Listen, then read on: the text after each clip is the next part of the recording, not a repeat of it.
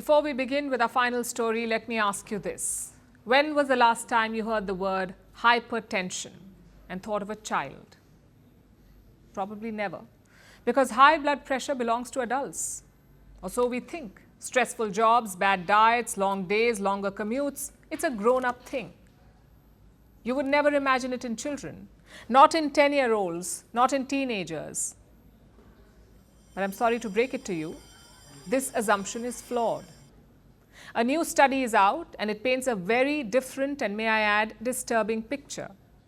This is a global review on high blood pressure in children, high BP in children. It says cases in children have almost doubled in the last 20 years. You heard that right, doubled. Look at the numbers. These are numbers of children worldwide with high blood pressure. In the year 2000, it was around 3.2% of all children. That's more than 3 out of every 100 kids with high BP.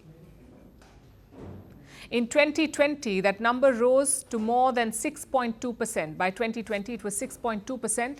This is more than 6 out of every 100 children in the world with high blood pressure. And at a global level, these are not just percentages, they translate into real numbers.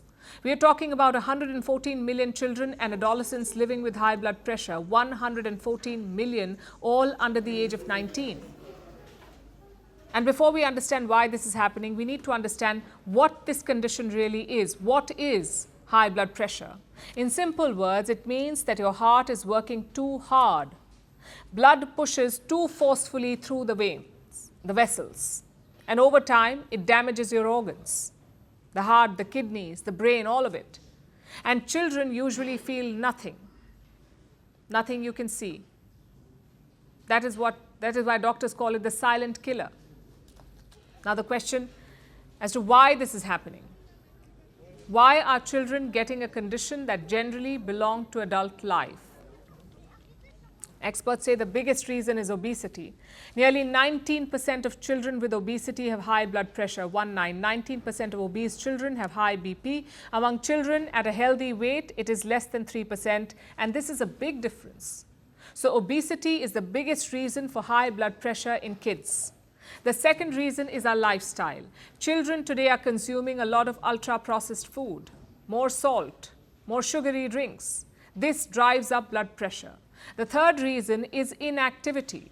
Children are spending longer hours on screens and less time in parks, playgrounds, and outdoor activity. When you put all of this together, the pattern you see, the trend you see is not surprising at all. And it is not limited to any one country. It is happening across continents. In fact, here's what a separate study found.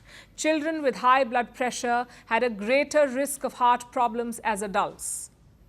Not because of any sudden event, but because of early health patterns that tend to continue over time. So as a parent, what should you do?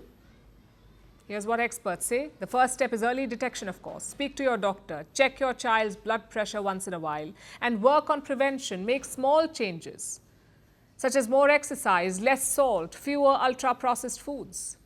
These are very small, simple, even boring steps, but they can have the strongest long-term impact. Because the health patterns of childhood shape adulthood more than we realize. Want the facts? The latest developments? News that gets straight to the point. Well, we've got all three just for you. This is Firstpost Live, a brand new show, your window into what really matters. Don't miss it.